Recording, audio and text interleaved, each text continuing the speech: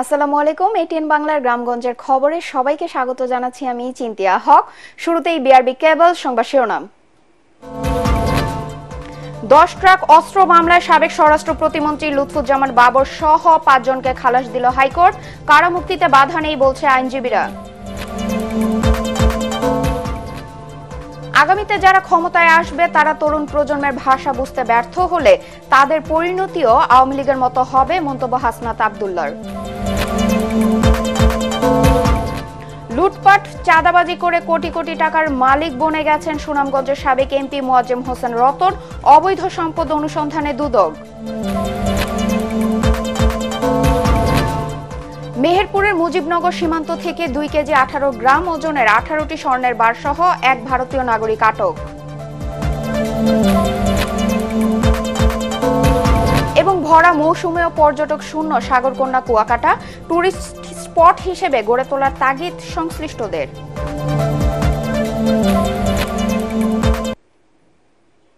শুনছিলেন বিআরবি কেবল সংবাদ শিরোনাম। বহুল আলোচিত চট্টগ্রামে 10 ট্রাক অস্ত্র আটকের ঘটনায় আরেক মামলা থেকেও সাবেক স্বরাষ্ট্র প্রতিমন্ত্রী লুৎফুজ্জামান বাবর সহ 5 জনকে খালাস দিয়েছে হাইকোর্ট। তার কারামুক্তিতে আর বাধা নেই বলে জানিয়েছেন আইনজীবীরা। 2004 সালের 1 এপ্রিল চট্টগ্রামের CUFL ঘাট থেকে আটক করা হয় 10 ট্রাক ভর্তি অস্ত্রের চালান। এ নিয়ে কর্ণফুলী থানায় অস্ত্র আইন ও বিশেষ ক্ষমতা আইনে চোরাচালানের অভিযোগ এনে 2টি মামলা হয়। এর মধ্যে অস্ত্র চোরাচালান মামলায় 2014 সালে 30 জানুয়ারি সাবেক শিল্পমন্ত্রী ও জামায়াতের আমির মতিউর রহমান নিজামী, সাবেক স্বরাষ্ট্র প্রতিমন্ত্রী লুৎফুজ্জামান বাবর, ভারতের বিচ্ছিন্নতাবাদী সংগঠন উলফার সামরিক কমান্ডার পরেশ বড়ুয়া এবং 2টি গোয়েন্দা সংস্থার ঊর্ধ্বতন কর্মকর্তা সহ 14 জনকে ফাঁসির আদেশ দেয় বিচারিক আদালত। অস্ত্র আইনে করা অন্য মামলায় যাবজ্জীবন কারাদণ্ড দেয়া হয় একই আসামিদের। এর মধ্যে গত 18 ডিসেম্বর চোরাচালান মামলায় মৃত্যুদণ্ড থেকে বাবর সহ 6 জনকে খালাস দেন হাইকোর্ট।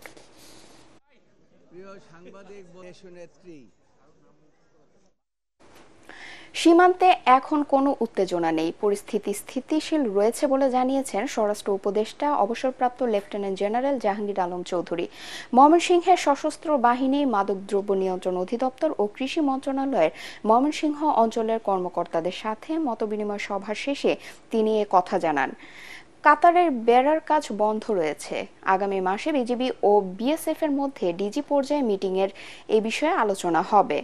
ভারতের সাথে যেসব অসম চুক্তি আছে সেগুলো নিয়েও আলোচনা হবে বলে জানান স্বরাষ্ট্র উপদেষ্টা।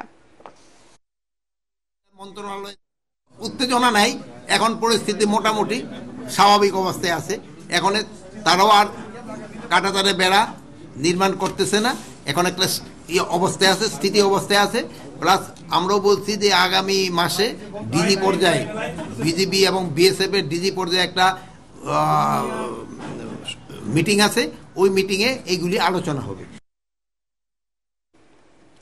আগামীতে যারা ক্ষমতায় আসবে তারা তরুণ প্রজন্মের ভাষা বুঝতে ব্যর্থ হলে তাদের পরিণতিও আওয়ামী লীগের মতো হবে বলে মন্তব্য করেছেন বৈষম্য বিরোধী ছাত্র আন্দোলনের আহ্বায়ক হাসনাত আব্দুল্লাহ। নারায়ণগঞ্জের চাষারায় জুলাই বিপ্লবের ঘোষণাপত্রের দাবিতে গণসংযোগ কর্মসূচিতে অংশ নিয়ে এক পথসভায় তিনি এ মন্তব্য করেন। যারা আওয়ামী লীগ ছাড়া আগামী নির্বাচন অংশগ্রহণমূলক হবে না বলছেন তারা ফ্যাসিবাদের ইন্ধনদাতা বলেও মন্তব্য করেন হাসনাত আব্দুল্লাহ। নারায়ণগঞ্জ থেকে আব্দুল সালামের রিপোর্ট, জানাচ্ছেন ঐশী গোস্বামী প্রমা। জুলাই বিপ্লবের ঘোষণাপত্রের দাবিতে গণসংযোগ কর্মসূচির অংশ হিসেবে নারায়ণগঞ্জের চাষারার কেন্দ্রীয় শহীদ মিনারে লিফলেট বিতরণ, গণসংযোগ ও পথসভা করে বৈষম্য বিরোধী ছাত্র আন্দোলন ও জাতীয় নাগরিক কমিটি। আওয়ামী লীগের রাজনীতি প্রসঙ্গে হাসনাত আব্দুল্লাহ বলেন, আওয়ামী লীগ পুনর্বাসিত হবে কিনা তা এখন প্রাসঙ্গিক বিষয় নয়, বরং আওয়ামী লীগের ওয়ার্ড থেকে শুরু করে কেন্দ্র পর্যন্ত প্রত্যেক নেতাকর্মীকে বিচারের আওতায় আনতে হবে। তারা আবার নতুন করে আওয়ামী রাজনীতির পুনর্লিখন করতে যাচ্ছেন। আপনাদেরকে বলতে চাই, তাদের বিচার নিশ্চিত না হওয়া পর্যন্ত আবার যারা তাদেরকে পুনর্বাসনের কথা বলবে, তাদের উপস্থিতি ছাড়া যারা বলতে চাইবে যে নির্বাচন পার্টিসিপেটরি হবে না, আমরা ধরে নিব গত 16 বছর ধরে আওয়ামী লীগ যে জাহিলিয়াতের রাজনীতি বাংলাদেশে কায়েম করেছিল সেখানে তাদেরও ইন্ধন ছিল। এ সময় রাজনৈতিক ঐক্যমতের ভিত্তিতে জুলাই ঘোষণাপত্র তৈরি করবে বললেও এখন পর্যন্ত সরকার দৃশ্যমান কোনো পদক্ষেপ নেয়নি বলে অভিযোগ করেন এই সমন্বয়ক।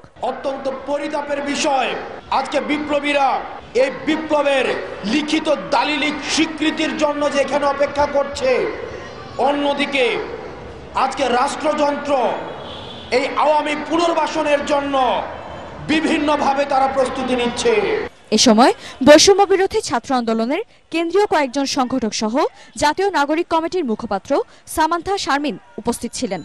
পরে দুই সংগঠনের নেতৃবৃন্দ সিদ্ধিরগঞ্জের শিমরাইল ও সোনারগাঁও উপজেলার কাঁচপুরে পৃথক পথসভায় অংশ নেন। ঐশী গোস্বামী প্রমা, এটিএন বাংলা। নীতিমালা পরিপূর্ণভাবে বাস্তবায়ন করা হলে সংবাদ মাধ্যমে শৃঙ্খলা ফিরিয়ে আনা সম্ভব হবে বলে মন্তব্য করেছেন গণমাধ্যম সংস্কার কমিশন প্রধান কামাল আহমেদ। খুলনা জেলা প্রশাসকের সম্মেলন কক্ষে সাংবাদিকদের সাথে মতবিনিময় সভায় তিনি এই মন্তব্য করেন। সভায় সাংবাদিক প্রতিনিধিরা বলেন, মিডিয়া মালিকরা সরকারি সুবিধা নিয়ে ওয়েস্টবোর্ড বাস্তবায়ন করেন না। সাংবাদিকদের অর্থনৈতিক নিরাপত্তা নিশ্চিত করার পাশাপাশি টিভি সাংবাদিকদেরও জন্যও ওয়েস্টবোর্ড গঠন করা প্রয়োজন। সভায় কমিশনের সদস্য শামসুল হক জাহিদ, আক্তার হোসেন খান ও কামরুন্নেসা হাসান সহ খুলনা বিভাগের প্রিন্ট ও ইলেকট্রনিক মিডিয়ার সাংবাদিকরা উপস্থিত ছিলেন। সিরাজগঞ্জের শাহজাদপুরের অস্ত্র মামলায় 4 জনকে যাবজ্জীবন কারাদণ্ড দিয়েছে আদালত। দুপুরে সিরাজগঞ্জের স্পেশাল ট্রাইব্যুনাল 4 যুগ্ম জেলা ও দায়রা জজ আদালতের বিচারক সুপ্রিয়া রহমান এ রায় দেন। মামলার বিবরণে জানা যায়, 2018 সালের 8 ফেব্রুয়ারি শাহজাদপুরের সাজেদা ফাউন্ডেশনের ফিল্ড অফিসার আশরাফুল ইসলাম উপজেলার বারাবিল গ্রাম থেকে কিস্তির 1,56,000 টাকা উত্তোলন করে ফেরার পথে দণ্ডিত আসামিরা তাকে মারপিট করে অস্ত্রের মুখে সব টাকা ছিনিয়ে নেয়। পরে এ ঘটনায় পুলিশ বাদী হয়ে মামলা দায়ের করে। সুনামগঞ্জের আওয়ামী লীগের সাবেক এমপি মোয়াজ্জেম হোসেন রতনের অবৈধ সম্পদের খোঁজে মাঠে নেমেছে দুর্নীতি দমন কমিশন দুদক। এরই মধ্যে তার হাওর বিলাস ও পায়েল ভিউ নামের 2টি বাড়ি ও তাহিরপুর উপজেলার বড়ছড়া, চারাগাঁও সহ নানা এলাকায় চাঁদাবাজির বিষয়ে খোঁজ খবর নিচ্ছেন কর্মকর্তারা। স্থানীয়রা বলছেন, এমপি হওয়ার পর রতন লুটপাট, চাঁদাবাজি করে হয়েছেন কোটি কোটি টাকার মালিক। সুনামগঞ্জ থেকে পঙ্কজ দের রিপোর্ট, জানাচ্ছেন জাহিদুল আলম। আওয়ামী লীগের এমপি হয়ে আলাদিনের চিরাগ পেয়েছিলেন সুনামগঞ্জ 1 আসনের সাবেক সংসদ সদস্য মোয়াজ্জেম হোসেন রতন। সরকারি ভূমি ও নিরীহ মানুষের জমি দখল, চাঁদাবাজি করে গড়েছেন সম্পদের পাহাড়। স্থানীয়রা জানান, নিজের গ্রাম ধর্মপাশায় 10 কোটি টাকা খরচ করে বিলাসবহুল বাড়ি হাওর বাংলা তৈরি করেছিলেন রতন। এছাড়া সুনামগঞ্জ শহরের মল্লিকপুরে জেলা পুলিশ লাইন্স এলাকায় কিনেছেন কোটি টাকার বাড়ি পায়েল ভিউ। কানাডায় সম্পদ গড়েছেন এমন আলোচনাও আছে তার এলাকায়। নির্বাচনী হলফনামায় সম্পদের তথ্য গোপনের অভিযোগ রয়েছে তার বিরুদ্ধে। বছরের পর বছর এমপি থাকলেও তার নির্বাচনী এলাকায় হয়নি কোনো উন্নয়ন। পরিবর্তিত রাজনৈতিক পরিস্থিতিতে এখন সাবেক এই এমপির নানা অনিয়মের কথা ঘুরছে তার নির্বাচনী এলাকার মানুষের মুখে মুখে। পার্শ্ববর্তী জায়গায় তখনকার সাবেক এমপি মোয়াজ্জেম হোসেন রতন একটা স্কুল শুরু করে আমাদের এই জায়গাটা দখলে নেওয়ার জন্য উনি চাপ প্রয়োগ করে। আমাদের ঘর বাড়িগুলা ভাঙবো, আমাদের গাছগাছালি গুলা কাটছে, আমাদের জায়গাতে মাটি ভরাট করছে। রুট ঘাট ভাঙা, রোডের কোনো কাজই করে না, সে কোটিপতি লক্ষ লক্ষ টাকা মারছে। জুয়া, ক্যাসিনো ব্যবসা, ক্ষমতার অপব্যবহার ও অবৈধ সম্পদ অর্জনের অভিযোগে 2020 সালে রতনকে জিজ্ঞাসাবাদ করে দুদক। নিষেধাজ্ঞা জারি হয় তার বিদেশ যাত্রায়ও। পরে ক্ষমতার জোরে এই অভিযোগ থেকে মুক্তি পান রতন।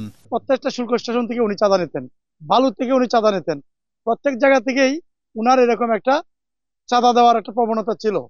5 আগস্টে পট পরিবর্তনের পরে আত্মগোপনে গেলেও টেলিফোনে যোগাযোগ করা হলে এসব অভিযোগ অস্বীকার করেন সাবেক এই সংসদ সদস্য। এগুলো তো কতজনে কত কথাই বলবে, তাই না? আবার যখন আওয়ামী লীগ আসবে মাঠে, ও দেখবেন দৌড়ে ফেলা হবে সব। 2008 সাল থেকে 2018 সাল পর্যন্ত আওয়ামী লীগের হয়ে 3 বার সংসদ সদস্যের দায়িত্ব পালন করা রতনের দুর্নীতি অনুসন্ধানে মাঠে নেমেছে দুদক পরিচালক আব্দুল মাজেদের নেতৃত্বে 4 সদস্যের তদন্তকারী দল। Bureau report, ATN Bangla. গাজীপুরের সারাবো এলাকায় বেক্সিমকো ইন্ডাস্ট্রিয়াল পার্কের বন্ধ হওয়া 16টি কারখানা খুলে দেওয়ার দাবিতে মানববন্ধন কর্মসূচি পালন করেছেন শ্রমিকরা। সকালে চক্রবর্তী এলাকার চন্দ্রা নবীনগর মহাসড়কের পাশে কয়েক কিলোমিটার এলাকায় শান্তিপূর্ণভাবে এ কর্মসূচি পালন করেন চাকরি হারানো শ্রমিকরা। মানববন্ধন কর্মসূচি চলাকালে যাতে কোনো অপ্রীতিকর ঘটনা না ঘটে সেজন্য সতর্ক অবস্থায় ছিল পুলিশ। বন্ধ হওয়া বেক্সিমকোর কারখানাগুলোতে 40,000 শ্রমিক কাজ করতেন। কুমিল্লায় 2টি বিদেশি পিস্তল, গুলি ও বেশ কিছু দেশীয় অস্ত্রসহ 2 যুবককে আটক করেছে সেনাবাহিনী। নগরীর অশোকতলায় অভিযান চালিয়ে তাদেরকে আটক করা হয়। তারা হলেন নগরীর অশোকতলা এলাকার বাসিন্দা জাকির হোসেন ও লিটন। তাদের মধ্যে জাকিরের বিরুদ্ধে 2টি মামলা রয়েছে। উদ্ধার করা অস্ত্র তারা বৈষম্য বিরোধী ছাত্র আন্দোলন দমনে ব্যবহার করেছিল এবং দুজনই আওয়ামী লীগের রাজনীতির সাথে জড়িত বলে জানিয়েছে সেনাবাহিনী।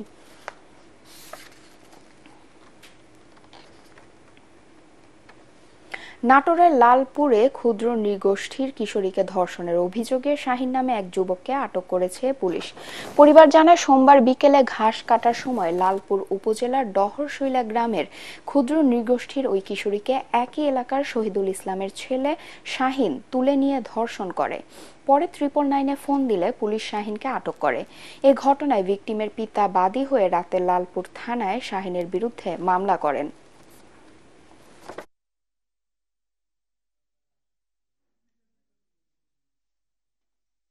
মেহেরপুরের মুজিবনগর সীমান্ত থেকে 2 কেজি 18 গ্রাম ওজনের 18টি স্বর্ণের বার সহ এক ভারতীয় নাগরিককে আটক করেছে বিজিবি।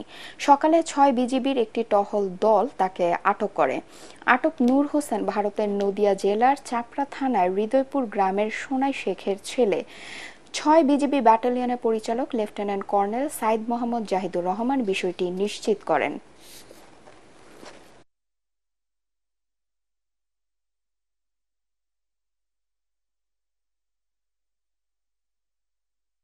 এদিকে খুলনার লবণচড়া থানা এলাকায় যাত্রীবাহী বাস থেকে 2টি স্বর্ণের বার সহ এক পথচারীকে আটক করেছে পুলিশ। গতরাতে খুলনার সাতক্ষীরা মহাসড়কে ছাচিবুনিয়া মোড়ে এনা পরিবহনের তল্লাশি চালিয়ে তাকে আটক করা হয়। আটক গোবিন্দ চন্দ্র শরীয়তপুর জেলার চন্দরকর গ্রামের যুগল চন্দ্র দাসের ছেলে। 10 ভরি স্বর্ণ নিয়ে তিনি ভারতের সীমান্তবর্তী সাতক্ষীরায় যাচ্ছিলেন।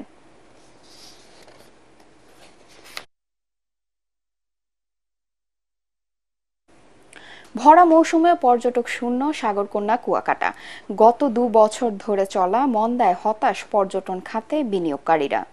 এই অবস্থায় কুয়াকাটার আধুনিকায়নে সরকারের বাস্তবমুখী পরিকল্পনার প্রত্যাশা ব্যবসায়ীদের।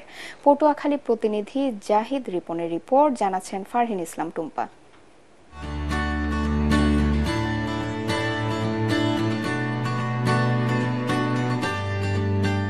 সাগরের ঢেউয়ের সাথে সূর্যোদয় আর সূর্যাস্ত দেখতে ভ্রমণ পিপাসুদের কাঙ্ক্ষিত গন্তব্য কুয়াকাটা সমুদ্র সৈকত। অন্য সময়ের তুলনায় শীতের মৌসুমে কয়েকগুণ বেশি পর্যটকের সমাগম হয় এখানে।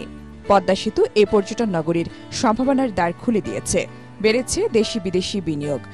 যদিও সংশ্লিষ্টদের দাবি, গত কয়েক বছর পর্যটকদের উপস্থিতি কমেছে আশঙ্কাজনক হারে। মোটামুটি কোন রকম দিন চলছে আর কি। এমনিতে বন্ধ থাকাকালীন অবস্থায় লোকজন আসে, তখন বেচাকিনি ভালো হয়, কিন্তু এখন লোকজন কম, বেচা বিক্রি কম। এখন বর্তমানে আমাদের সিজন চলে, কিন্তু সিজন অনুযায়ী আমাদের কুয়াকাটার লোকজন একদম জনশূন্য।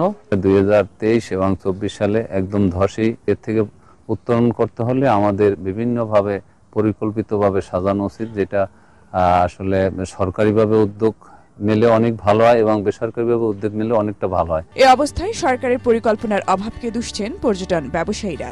অন্যান্য অকেশন ডেগুলিতে প্রতি বছর ঈদুল আজহা, ঈদুল ফিতরে উপচে পড়া ভিড় হয়, কিন্তু হোটেল করলেই তো হবে না, পর্যটক আসতে হবে, তাদের সেবা নিশ্চিত করতে হবে। 2025 সালে আমরা আশাবাদী যে আমাদের গেস্ট বাড়বে। আধুনিক ও পর্যটক বান্ধব নগরী গড়ে তুলতে সরকারের নানা উদ্যোগের কথা জানান উপজেলা নির্বাহী কর্মকর্তা।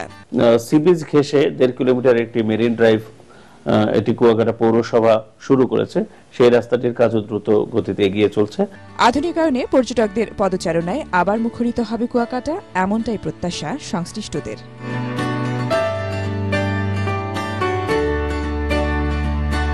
Bureau report, ATN Bangla.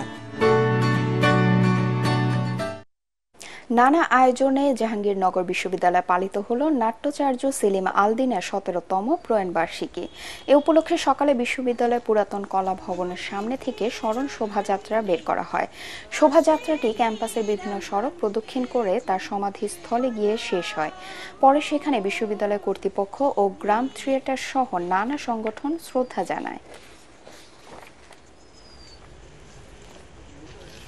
Pay কমিশনের কর্মকর্তা কর্মচারীদের ন্যায় ৫% প্রণোদনা ও মহার্ঘ ভাতা সহ বিভিন্ন দাবিতে নাটোরে সমাবেশ করেছেন নর্থ বেঙ্গল সুগার মিলের শ্রমিক কর্মচারীরা।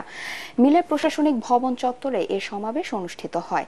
এ সময় বক্তারা পে কমিশনের কর্মকর্তা কর্মচারীরা প্রণোদনা ও মহার্ঘ ভাতা পেলেও সুগার মিলের দৈনিক হাজিরার চুক্তিভিত্তিক কর্মচারীদের তা দেয়া হয় না বলে অভিযোগ করেন।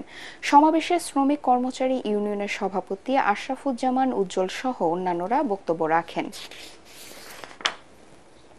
বকেয়া পাওনা পরিশোধের দাবিতে মাদারীপুরে মানববন্ধন করেছেন বন্ধ হয়ে যাওয়া AR হাওলাদার জুট মিলের শ্রমিকরা। সকালে জেলা প্রশাসকের কার্যালয়ের সামনে মাদারীপুর মোস্তাফুর ফরলেন সড়কের পাশে এ মানববন্ধন করা হয়। 1991 সালে মিলটি আংশিকভাবে বন্ধ হয়ে যায়। এরপর খুঁড়িয়ে খুঁড়িয়ে তা চলতে থাকে। 1998 সালে মিলটি সম্পূর্ণভাবে বন্ধ করে দেওয়া হয়। সেই থেকে বকেয়া পাওনা পরিশোধের জন্য মালিকপক্ষের কাছে দাবি জানিয়ে আসছেন শ্রমিকরা। মানববন্ধন শেষে জেলা প্রশাসকের কাছে স্মারকলিপি দেওয়া হয়। স্থায়ী অস্থায়ী 2400 শ্রমিক কাজ করতেন AR হাওলাদার জুট মিলে।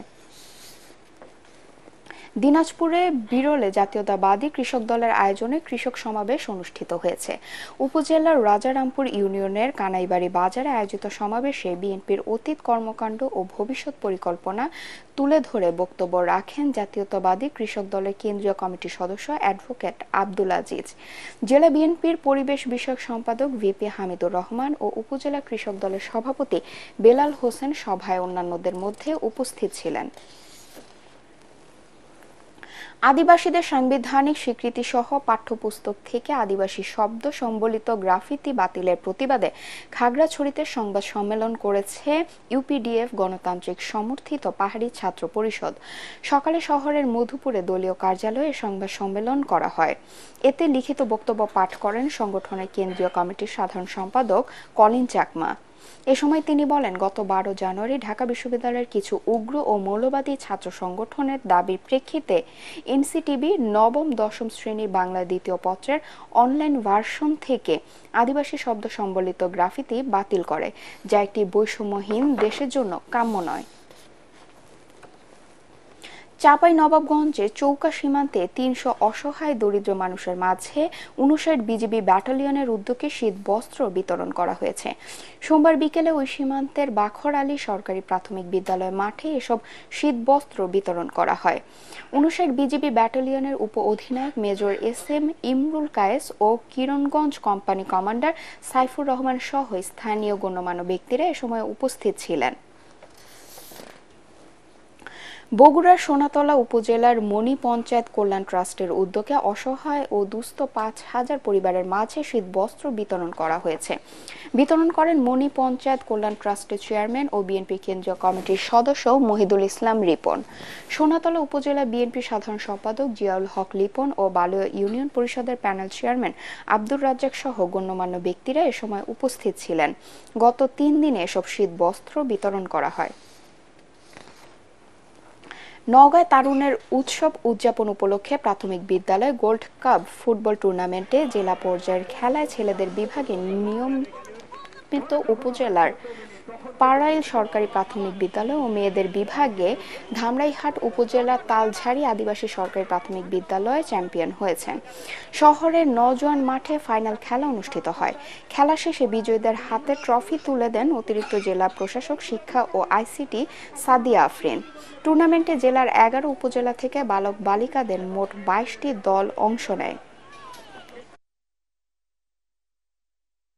পরবর্তী সংবাদ দেখার আমন্ত্রণ জানিয়ে এখনকার মতো শেষ করছি। ATN বাংলা সংবাদ ইউটিউবে দেখতে ব্রাউজ করুন youtube/ATN বাংলা নিউজ। ধন্যবাদ সবাইকে।